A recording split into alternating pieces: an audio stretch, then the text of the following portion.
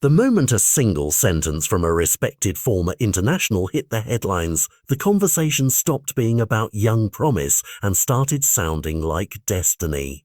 Javi Martínez, a name that still carries weight in Spanish football rooms, told reporters he believes Lamine Yamal was the best last season, a declaration that read like a dare to the usual favourites and a headline that made rival fans choke on their coffee. That endorsement has done two things at once. It lit a wildfire of praise around a teenager who shreds defences with a grin, and it loaded him with expectation that only a handful of players in history have carried without bending. The flame that fuels the debate is not smoke. Yamal's first weeks back on club duty were electric, flashes of pace, sudden turns, deliveries that rip open backlines and moments that force commentators into hushed, surprised sentences. Those early performances have kept his name at the top of match reports and gave Martínez something concrete to latch onto when he placed Yamal at the summit of world talent. For a club like Barcelona, famed for raising prodigies and then watching the world queue to applaud them, the timing could not be sharper. The Ballon d'Or window is open and the ceremony looms in Paris later this month, a stage that would change a teenager's life in a single night. But headlines are a two-edged cleaver.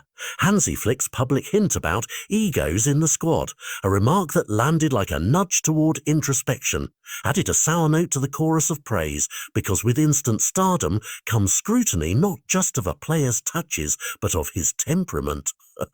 Yamal answered the whispers with measured words, saying the problem in a recent game was intensity rather than personal pride, and that he stays focused on football and his close circle. That calm reply did not end the conversation. Instead, it turned it into a test. Can a teenager manage adoring crowds, social noise, and grown-up expectations while keeping the performance needle pointing up? There are practical questions behind the rhetoric.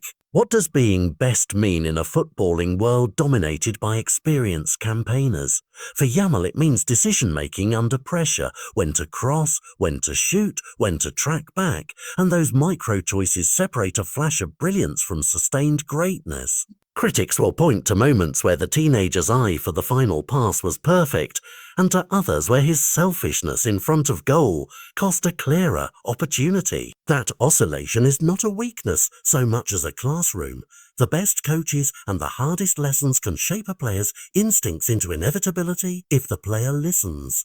The guidance Martínez offered, urging Yamal to do what Messi does, a shorthand for focusing relentlessly on craft and avoiding provocation, reads like a manual for survival in the spotlight.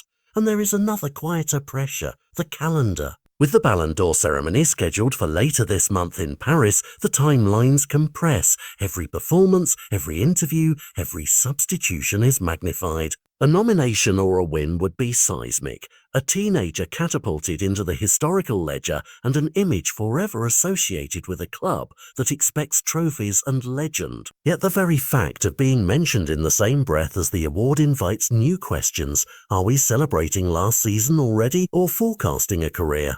For Yamal, the best answer is what he has always produced on the pitch: clean work, controlled aggression, and the next genius flick.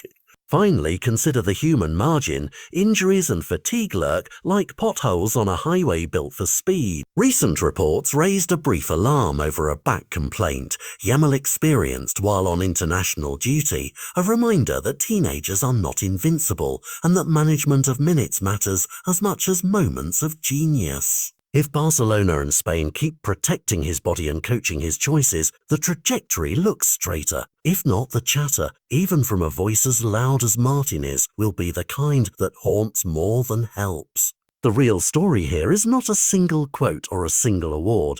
It's whether the club, the player, and the mentors around him can turn explosive talent into durable excellence. So when you see the headline that a former star has named him the best in the world, remember what that means in practice: spotlight, responsibility, and 1,000 small decisions each match day. For Lamine Yamal, the path ahead is thrilling and narrow, lit by raw ability and shadowed by expectation.